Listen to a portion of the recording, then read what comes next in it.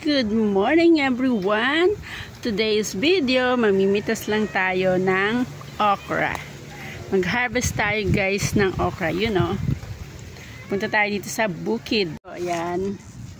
Meron tayong okra. Ayan. Fresh na fresh. Kasama ko pala si Tikling guys. Ayan.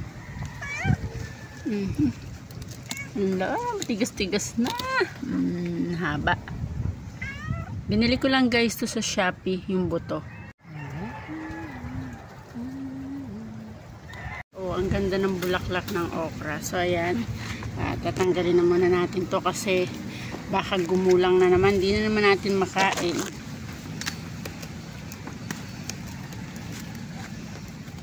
Ay.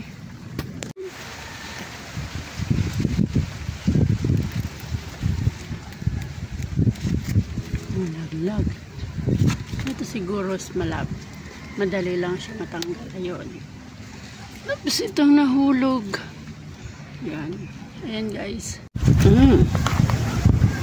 Ang ating na-harvest. Pwede na to sa ating sausawa na toyo, kalamansi. Guys, ayan. Yan, oh. Dami rin siya. Sa susunod na araw, marami pa tayong ma-harvest dyan kasi may marami pang maliliit. So, ayan. Nandito tayo ngayon sa bukid. Ito po yung mga tanim ko guys. Yan yung mga tanim ko. Mga kamuting kahoy, saging. Dami ako saging pero hindi pa siya nagbubunga. Dito sa kabilang side, nagbubunga na siya. Ang dami guys. Pakita ko sa inyo. So, laki na. Sunod, anihin ko na yan. Pas ang dami akong tanglad. Yan yung mga tanglad. Yan. Saging ko guys. Oh. Tapos, ayun. Yun sa taas. Maraming saging. Marami nang anihin. Dito nakatago yung isa. Hanapin natin yung saging na pwede nang harvestan. Kaya lang, wala pa akong time. Ayan o, laki. Ayan. Ganda ng panahon. So, ayan. Dami kong saging. Oh, ang hangin. Yung tinanim kong gabi, ayan ang dami na oh.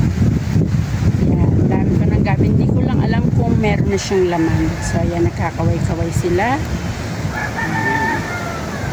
So yung turmeric ko, namulaklak ng laki ng bulaklak oh. Ganda ng kulay. Parang medyo lavender. Ayan guys. Tapos ayan pa. Ang aking ang lalaki ng dahon. Aking gabi, pas meron pa tayong ayan. Ayan, so ayan guys. Natanim ko at magluluto muna ako ng aking ang ating harvest. Kasi ito, talagyan ko ng sardinas yan para sa aking mga doggy na buntis. Para maganda yung papi nila. Papakuluan ko yan. Yan. So, ayan. Ito sa amin.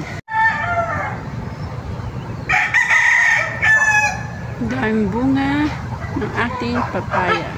Guys, thank you for watching. Ayan. Andito kasama ko na naman po si Tikling. Ayan po, oh. Ayan.